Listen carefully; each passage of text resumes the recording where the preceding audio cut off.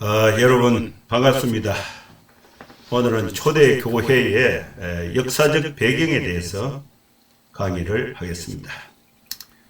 학교의 수업을 대체하는 행사도 두 번이나 겹치고 해서 강의 계획이 조금씩 딜레이 되고 있습니다.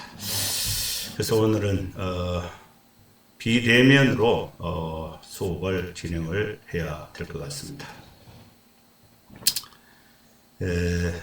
초대 교회의 역사적 배경, 초대 교회사를 이해를 하려고 하면은 이 초대 교회가 하나님께 예배를 드리고 또 전도하고 또 교육하고 또 사회에 또 하나님의 사랑을 실천하는 그러한 내용들이 교회 안에서 이루어진 것이 아니고 초대 교회를 이룩하고 있는 역사의 그 배경은 로마 시대, 로마의 세계 내에서 교회가 이루어지게 되는 것입니다. 그러면 이제 로마에 대한 이해도 좀 해야 되고, 로마 세계에 대한 이해도 있어야 되고, 그리고 초대 교회를 형성해 나가는 데 있어서 사도들의 활동, 사도 시대의 어떤 필요, 사도 시대의 역사도 이렇게 더듬어 볼 필요가 있는 것입니다. 먼저 이제 초대 교회를 형성하는 데 있어서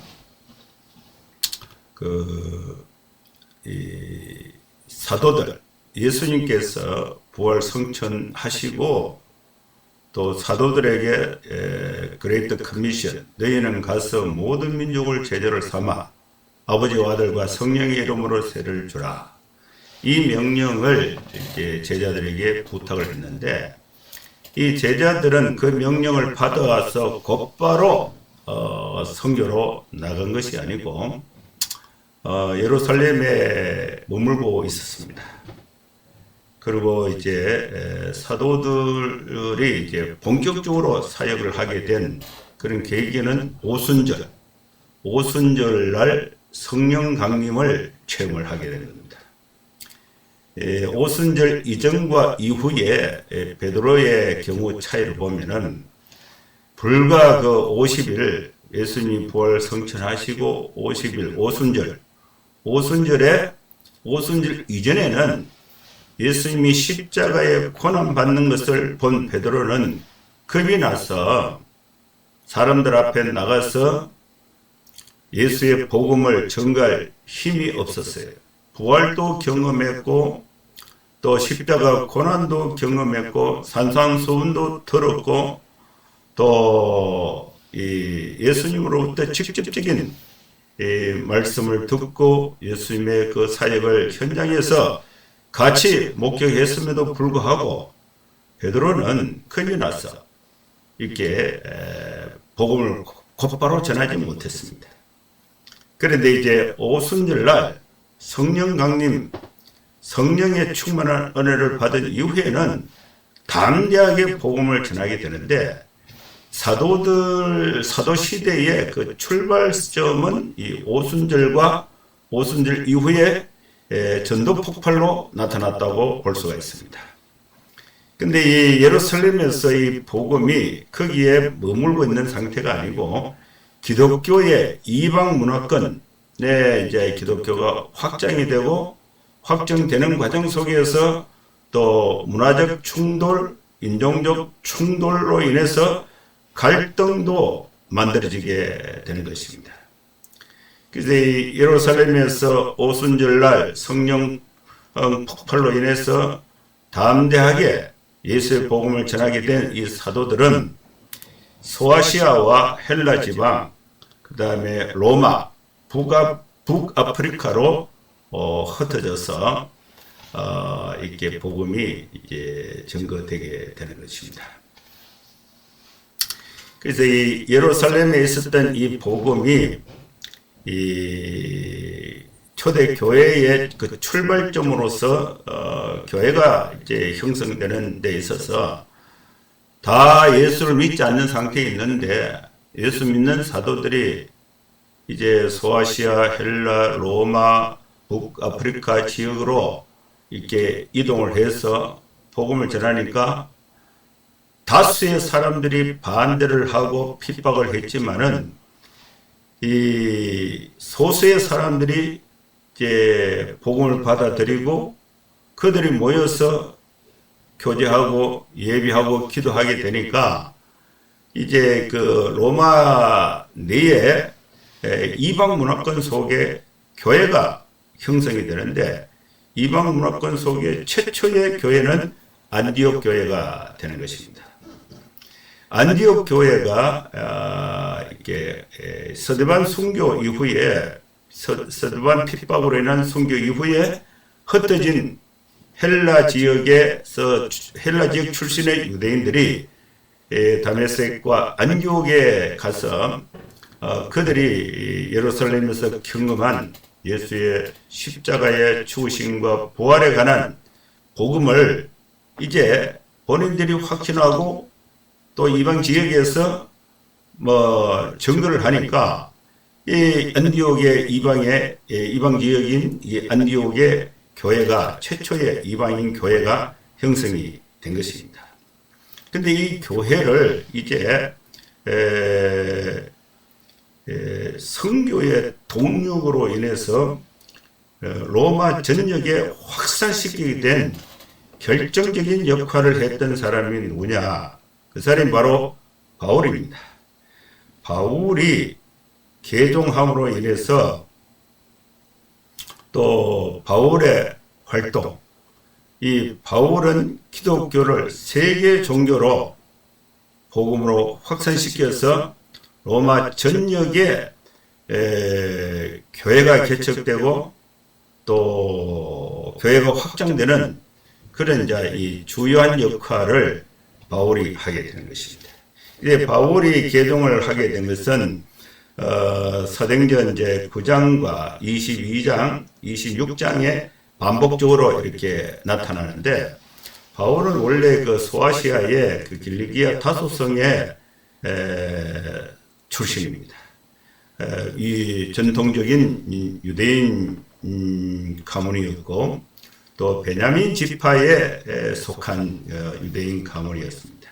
근데 바울이 예루살렘에 어린 나이에 유학을 와서 가말리엘의 문화생으로서 율법을 이제 공부를 하고 또 구약을 이제 구약 성경 유대교의 그 전통에 따라서 구약 성경을 공부를 하고 그래서 아주 머리가 명색하고 또 자신의 그 종교적 신념에 의해서 담대하게 행동하는 그런 자의 바울이 예수님이 이제 예루살렘에서 또 유대 지방에서 사역하실 때는 바울과 조우한 일은 없어요.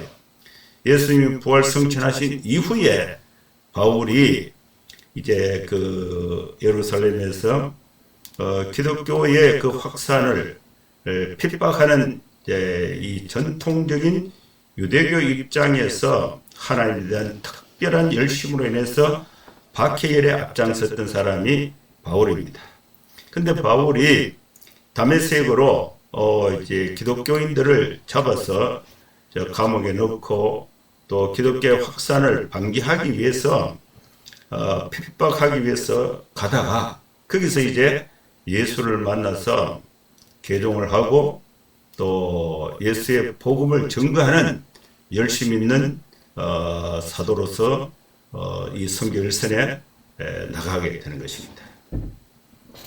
근데 이 사도 시대의 그 계율을 보면은 이 예루살렘에서 시작했던 이 복음이 안디옥 또 에베소 교회의 선교와 또 이것이 초대 교회의 교회가 설립이 되는 그런 이제 시기가 사도 시대라고 볼 수가 있습니다.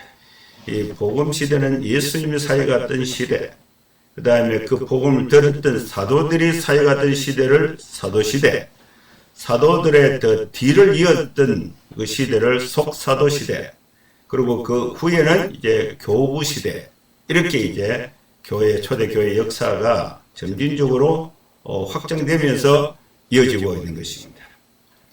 이 사도 시대의 그 특징을 보면은 이미 구약 성경은 에스라가 구약 성경을 집대성을 하고 히브리어로 된 구약 성경을 이제 알렉산드리아에서 70인경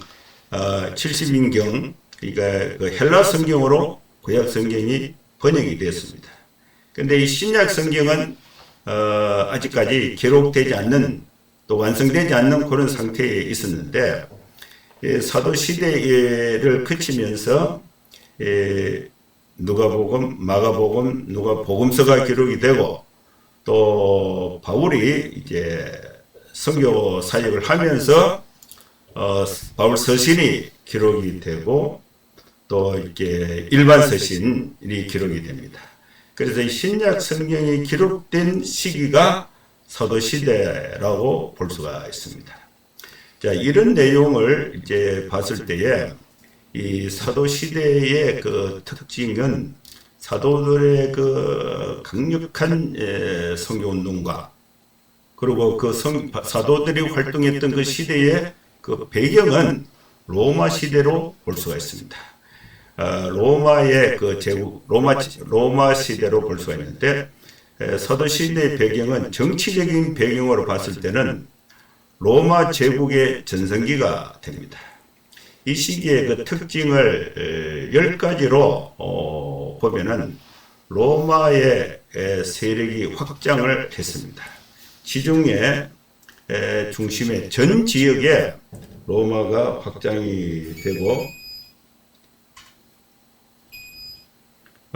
로마는 그 군대를 앞장 세워서 점령을 해서 로마가 이렇게 그 지중해 연안 전체를 이제 지배하게 되는데, 이 당시에 그 로마가 세계를 지배하는 데 있어서 그 영역이 굉장히 넓은 지역입니다. 라틴 지역, 또 소아시아 지역, 또 유대 지역, 또 알렉산드리아, 그 아프리카 북부 지역, 이 전역을 이렇게 로마의 그 직할 통치하에 주게 됐습니다. 그래서 이 로마의 세력은 지중해 중심의 전 지역이 됩니다. 그래서 로마 황제가 강력한 통치력, 군사력을 가지고 확장을 하면서 이 교통을 편리하게 만들었어요. 그래서 이 모든 길은 로마로 통할 수 있도록, 그 다음에 해상로와 육로를 연결해서 로마에서 신속하게 군대를 로마 전역에 파견하고, 또 로마 전역에서 로마로 이렇게 곧바로 이렇게 교통이 이루어질 수 있도록 그런 이제 교통의 편리가 이 당시에 만들어졌습니다. 이 교통의 편리는 선교사들이 바울이 선교 여행을 할 수 있는 선교의 통로가 만들어졌다, 이렇게 볼 수가 있고, 또 이 교회 간에 서로 교류를 용이하게 할 수 있는 역할이 됐다고 볼 수가 있습니다. 그리고 언어의 통일이 이루어졌어요. 이 로마는 헬라 문화를 이제 장려하고 확장시켜서 헬라어로 이렇게 공용어를 만들었어요. 그리고 헬라어와 라틴어가 통일이 돼서 이 하나의 언어를 배우면은 전 지역에서 사용할 수 있도록, 여기서 이 전도에 아주 용이하죠. 제가 중국에 갔을 때에 중국 인구가 13억, 14억 이렇게 광활한 그 영토에 수백, 350, 더 이제 세 번 하면 더 많습니다만, 그 종족이 이제 어느 종족이 350. 그런데 광동 지역이 이제 광동어가 사용어가 7천만 명 정도 되는데, 이 그 중국 정부에서 만다린어, 보통어를 통일을 해서 중국 전역에 확산을 시켰어요. 공용어로 학교에서 가르치고 문서를 이렇게 하고, 그러다 보니까 중국어 하나를 배우면은 중국 내에서는 13억, 그리고 전 세계적으로 중국어 사용권이 30억 정도 됩니다. 그래서 이 전도하는 데 있어서 매우 용이하죠. 선교사가 새로운 지역에 가서 현지어를 배우는데 시간이 꽤 걸리고, 그리고 또 깊은 대화를 하는 데 있어서는 상당한 시간이 소요가 되는 것입니다. 근데 바울은 이미 헬라어의 그 문화와 헬라어의 능통한 현지어예요. 그러면서 히브리어와 히브리 문화, 이중 언어, 이중 문화를 통달한 사람, 이 바울인데, 이 바울은 복음의 내용은 히브리어로, 그리고 전할 때는 헬라어로 로마 전역에 소통할 수 있는 능력을 갖추게 된 거죠. 그래서 이 언어의 통일은 선교를 하는 데 있어서, 전도하는 데 있어서 매우 유용한 그런 제도가 된 것입니다. 그리고 이 로마는 이제 그 군제의 통일, 군인, 1레기온이 6,000명인데 창병, 보병, 기마병 이렇게 해서 전투력이 또 이동 능력이 아주 탁월한 그런 정예 부대로 만들었는데, 그래서 이 로마의 그 군대가 워낙 강력하니까 반역을 일으키는 또 무리들이 없어요. 그러다 보니까 백성들의 그 안녕과 질서를 보장하게 됩니다. 그리고 경찰력이 치안이 안정이 된 거죠. 치안이 안정이 되다 보니까 여행하는 사람들이 안전하게 이동할 수가 있습니다. 그래서 로마 경내 내에서는, 로마 통치 내에서는 이 선교사들이 이 지역을 이동할 때에 그 교통이 발달되어 있죠. 그 다음에 언어가 통일되어 있죠. 그 다음에 치안이 확보되어 있으니까 선교사들이 활동하기에는 최상의 조건이에요. 그리고 법률이 발달되어 있습니다. 그 논리, 법률이 발달되어 있고, 그러다 보니까 구원의 도리를 설명하는데 아주 용이했다, 이렇게 볼 수가 있고, 또 이 로마 제국의 전성기에 이제 초대교회가 시작이 돼서 확산이 되는데, 그 정치적 배경으로서 유대인들이 분산되어 있다. 유대 지역에서는 이 사람이 살 수 있는 그 식량이나 또 물, 그 다음에 주택, 이 공간이 작습니다. 근데 유대인들은 생육하고 번성하라는 창세기의 말씀, 또 구약의 말씀을 적극적으로 실행했던 사람들인데, 그래서 유대인들은 자녀들이 많이 생산되고 또 성장하고 하니까 유대 지방에서 다 살 수가 없어요.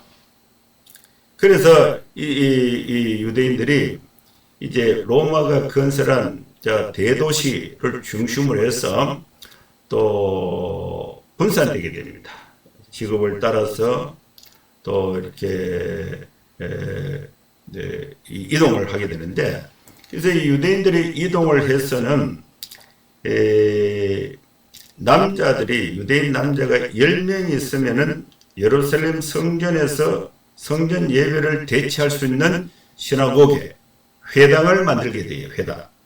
그 회당. 그래서 유대인들이 분산된 것이 이제 특징인데, 이것이 디아스포라 유대인들. 이 사람들은 상업과 박해 등으로 가는 곳곳마다 회당을 건설해서 유대인 공동체를 만들어요. 그래서 이 바울이 유대인으로서 이 지역에 이동해서 복음을 전할 때에 유대인 회당에 들어가서 거기서부터 이제 접촉점을 삼아서 복음을 전하는 그런 특징이 있다고 볼 수가 있습니다. 그리고 로마의 도덕적 타락, 이것이 이제 초대 교회가 이렇게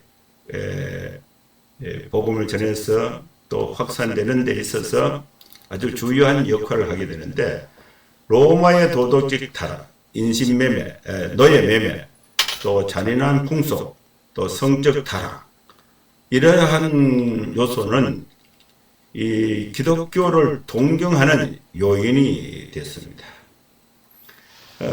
이 로마의 그 윤리, 또 성적 타락, 제가 이 초대 교회를 배경해서 선교 역사를 이렇게 공부를 하면서 그렇게 연약하고 또 이렇게 그 박해 가운데 있었던 이 기독교가 불과 300년 만에 로마의 국교가 되는 그런 놀라운 변화가 이루어지는 데 있어서는 기독교인들의 수준 높은 도덕성, 또 순결함, 또 가정의 중요성, 또 부부간의 순결, 그다음에 또 자녀들을 사랑하는 그 양육, 이것이 이제 이 기독교의 정신이 없는 이방인들이 봤을 때는 너무나 동경하게 되는 거예요.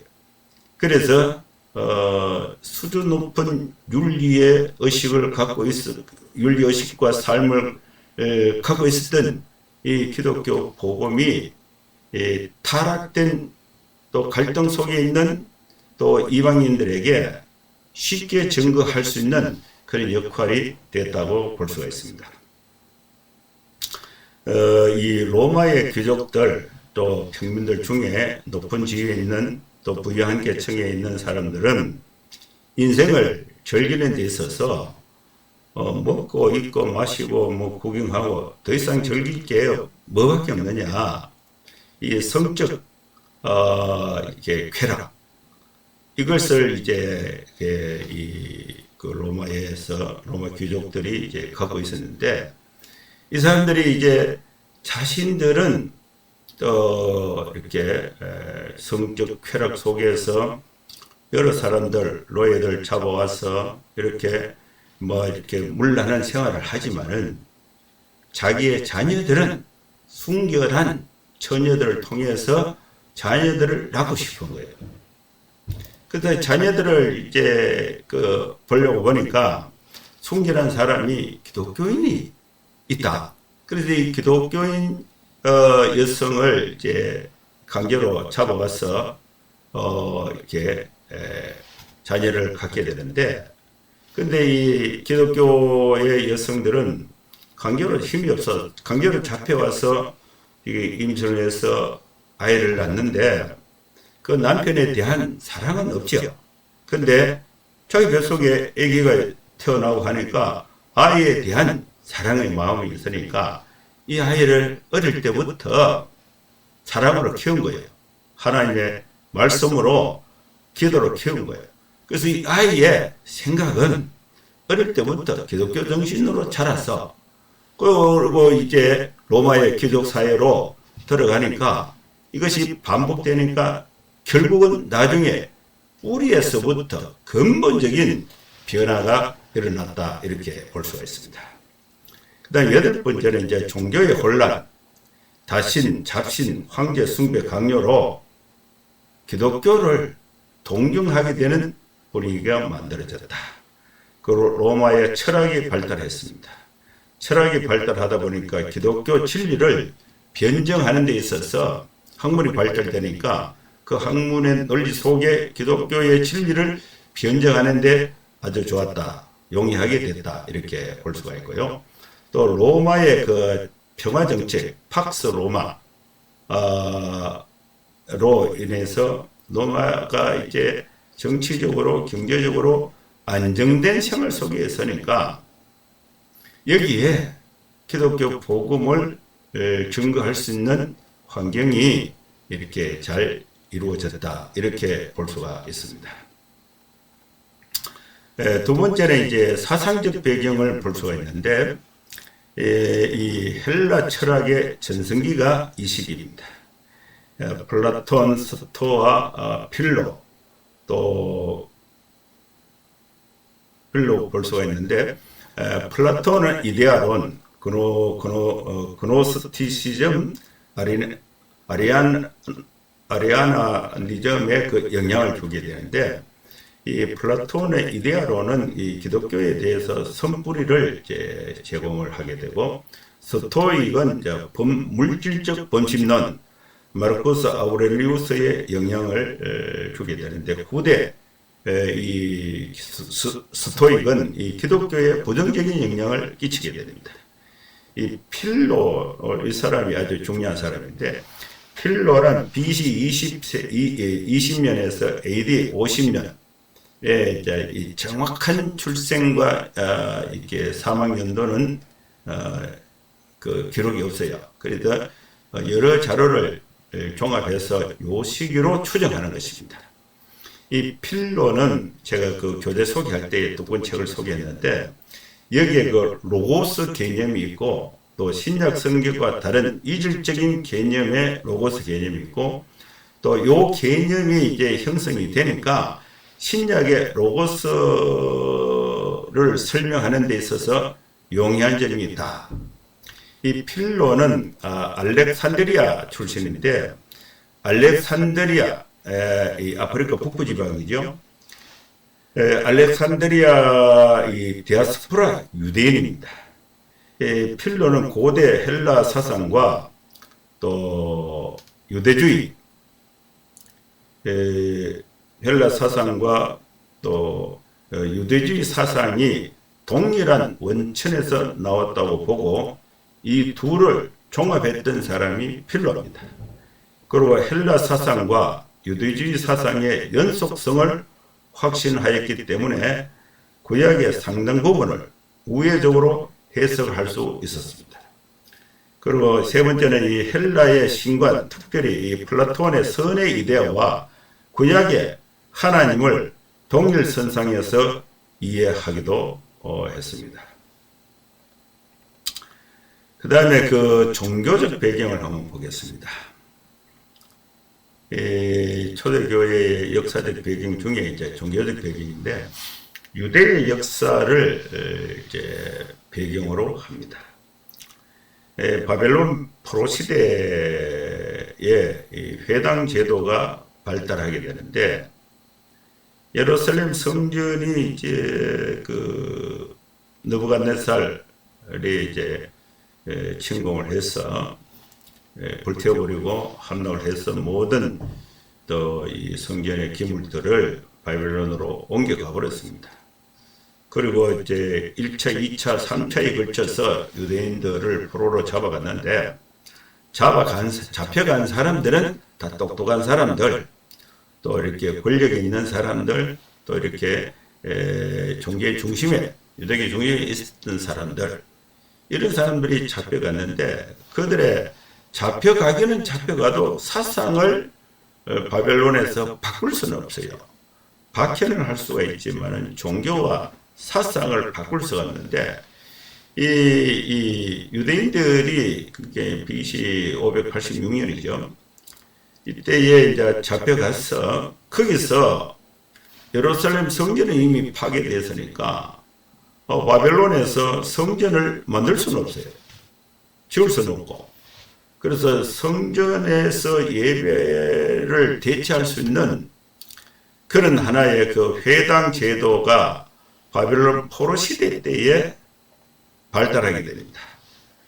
이 회당 제도가 발달하게 되는데, 이것이 결국은 후에 기독교회의 전도와 도구, 그 다음에 교회의 원령으로 작용을 하게 됩니다.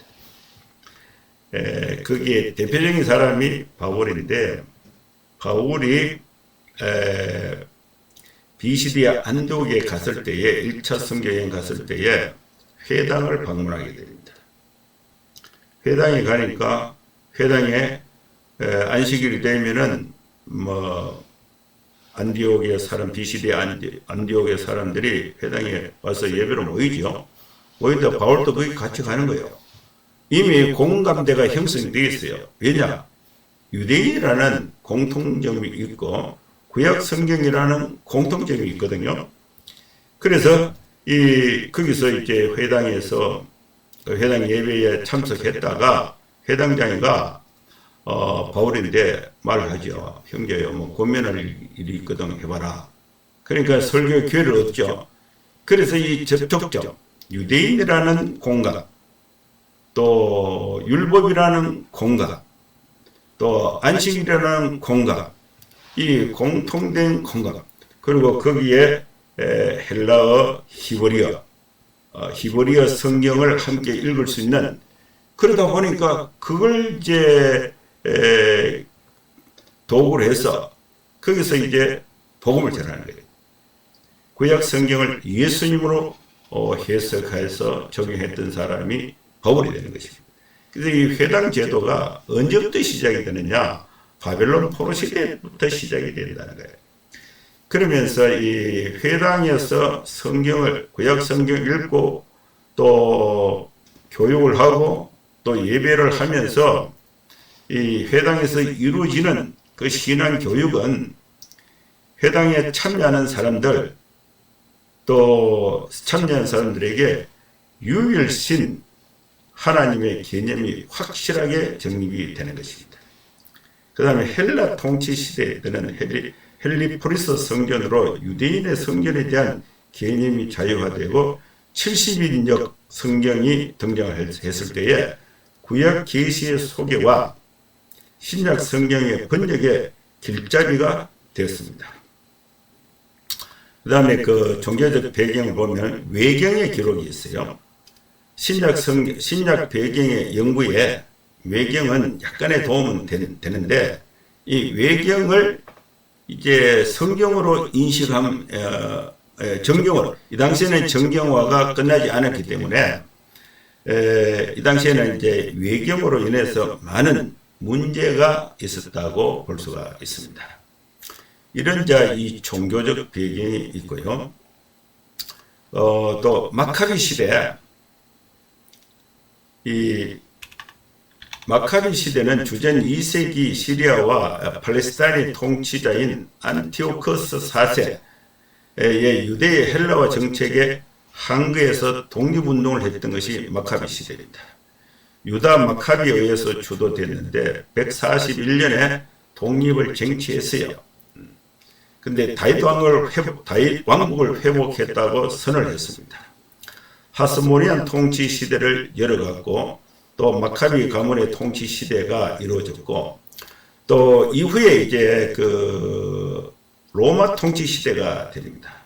하스모니안 통치 시대의 주전 63년 내분으로 인해서 이제 마카비 가문이 몰락을 하고, 또 이 독립으로 있었던 마카비 시대에 로마의 침략으로 인해서 로마 통치하로 들어가게 됩니다. 유대인들이. 그 후 60년간 로마가 임명한 통치자가 이스라엘을 통치하게 되고, 헤롯가와 로마 총독에 의해서 유대가 이스라엘이 총독에 의해서 통치가 됩니다. 그래서 이때의 그 로마 통치를 반대하고 또 했던 사람들, 그것이 열심당원이죠. 그리고 쿰란 동굴에 있었던 사람들은 메시아 사상을 크게 발전시키게 됩니다. 이 회당은 이 회당에서 이루어지는 예배는 이 기도, 또 성경 낭독, 또 낭독된 성경을 강론, 그리고 율법을 가르치는 수단이 회당이 됩니다. 그리고 유대인의 그 통치 기구는 사네드린이 되고, 디아스포라, 이 분산된 유대인들은 전쟁 포로로 인해서 분산되기도 하고, 상업적 목적으로 로마의 대도시로 분산되기도 했습니다. 가장 가까이 있었던 예루살렘에서 가장 가까이 있었던 그 지역이 다메섹인데 250km 떨어지죠. 예루살렘에서. 이 다메섹에는 유대인 공동체가 회당이 67개 아주 많이 있었어요. 그 유대인 인구를 추산했을 때 2만 5천 명 정도 추산을 하고요. 그 다음에 예루살렘에서 500km 떨어진 소리아 안디옥에도 3만 명에 이르는 유대인들이 있었어요. 거기도 여러 개의 그 회당이 존재하고 있었습니다. 그리고 가장 많이 유대인들이 있었던 것은 이제 알렉산드리아 지방에 유대인 공동체가 가장 크게 존재하고 있었습니다. 이것은 이제 예루살렘하고는 가장 가까운 거리에 알렉산드리아입니다. 이 알렉산드리아의 유대인들이 구약 성경을 헬라어로 번역했어요. 이미 이 헬라어 사회로 전환이 됐습니다. 그래서 신앙을 교육하려고 보니까 히브리어로는 안 되는 거예요. 그래서 헬라어로 성경을 번역해서 신앙 교육을 자녀들에게 또 하게 되고 또 그것을 통해서 교육하고 예배가 이루어집니다. 70인력 있고 유대인 철학자 필로가 알렉산드리아에서 아주 주요한 역할을 하게 되는 것입니다.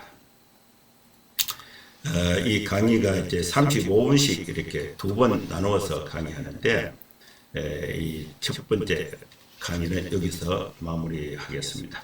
이어서 두 번째 강의 진행하겠습니다.